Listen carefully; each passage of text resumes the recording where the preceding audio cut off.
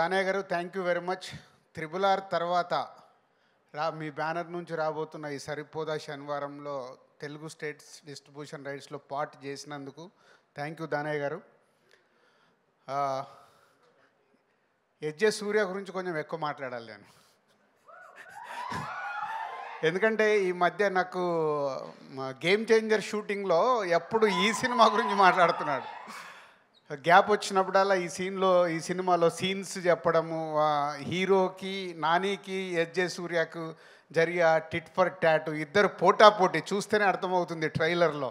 నువ్వా నేనా అంటే నాని గారికి కూడా ఎస్జే సూర్య గారు విలన్గా ఆపోజిట్లో దొరకడానికి భలే మజా వచ్చినట్టుంది, ఆన్ స్క్రీన్ కనిపిస్తుంది. సో ఎస్జే సూర్య గారు థ్యాంక్ యూ. ఈ సినిమా గురించి నాకు ఎప్పుడు షేర్ చేస్తూ ఉన్నారు. పోతే ఈ మధ్య ట్రైలర్ లాంచ్ అయినప్పుడు ఇందాక నేను చెప్పినట్టు ఆ రోజు బెంగళూరులో ఉన్నాను. అక్కడ ట్రైలర్ చూడగానే ముగ్గురికి ఫోన్ చేసేసా.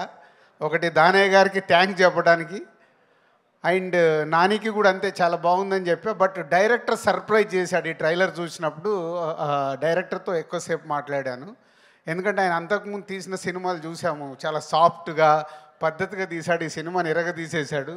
అంటే నాని గారికి ఒక ఎంసీఏ మేము చేసింది ఒక కమర్షియల్గా అప్పుడు పెద్ద హిట్, దాన్ని బీట్ చేసింది దసరా, మళ్ళీ దాన్ని బీట్ చేయబోతుంది సరిపోదా శనివారం అనేది కాన్ఫిడెంట్గా చెప్పొచ్చు.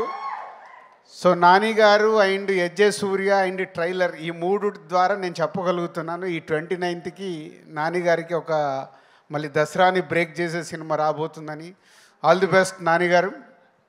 అండ్ సో ఈ 29th ప్రియాంక కానీ ఇంకా అదర్ ఆల్ ఆర్టిస్టులందరికీ all the best, and all టెక్నీషియన్స్కి all the best. Is going to blast on 29th.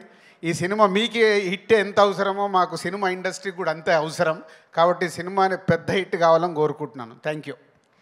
రాజుగారు ఒక్క డైలాగ్ లాస్ట్లో అదిరిపోయింది కదా, అది మీ మాటల్లో పోతారు మొత్తం పోతారు, ఏదో ఒక్కసారి చెప్పండి మీ స్టైల్లో ప్లీజ్. పోతాయి కలెక్షన్స్ అన్ని రికార్డ్స్ బ్రద్దలు చేసేస్తాయి, దసరాను కొట్టేస్తాయి. అదే ఫ్యాంటాస్టిక్. పోతారు కాదు, మా కలెక్షన్స్ కావాలి. అది సో కలెక్షన్స్ విధంగా మిగతా రావాలి. రావాలి.